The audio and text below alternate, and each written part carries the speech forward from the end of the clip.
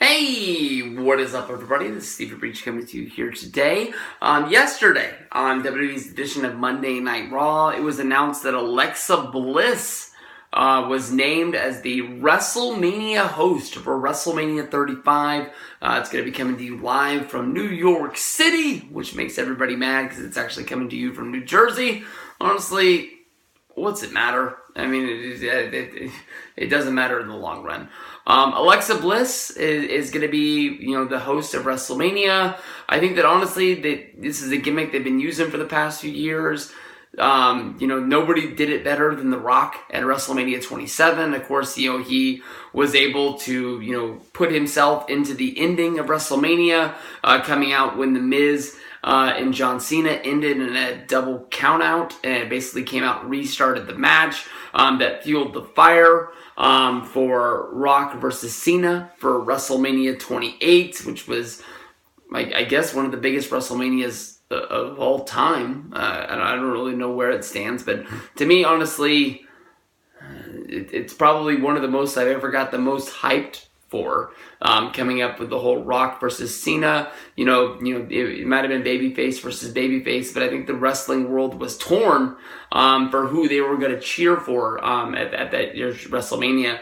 At WrestleMania 33 in Orlando, they had the New Day as the guest host. That was sort of like a cover for them bringing the Hardys in.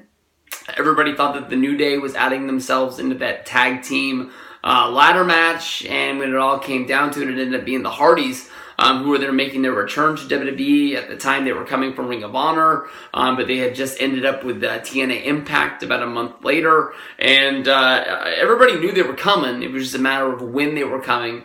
They cashed in basically at the right time. They came down, they won the titles, and it was, I think when they uploaded it to YouTube, it was one of WWE's most watched videos that they'd ever uploaded onto their YouTube channel. It was a pretty big deal for the Hardys to come back to WWE. Everybody loves Matt and Jeff. It's just a matter of why WWE wants Alexa Bliss to be in this role when it comes down to it. Bliss, she's doing something right now. A lot of people think that she's injured. She came off of that time where she suffered, a lot of concussions in a short period of time, and WWE sort of put her on the shelf. I think she came back at the Royal Rumble this year, and now here she is, just a month later, and she's posting, videos and pictures of her being at home and not being on the road with WWE superstars. She's hosting, her own little sort of talk show. There's a few different ways that this could go. We know that Alexa Bliss is not going to be a part of anything on the Monday Night Raw brand. Well, then again, Ronda Rousey, who's the Monday Night Raw Women's Champion, she's fighting against two members of the SmackDown brand. So I think we're getting to the place where the brands really aren't going to mean anything to WWE anymore. We had Shelton Benjamin just show up on Monday Night Raw to take on Seth Rollins on Monday. So we don't know what's going to be going on with SmackDown's championship. Lana put out a challenge to Asuka.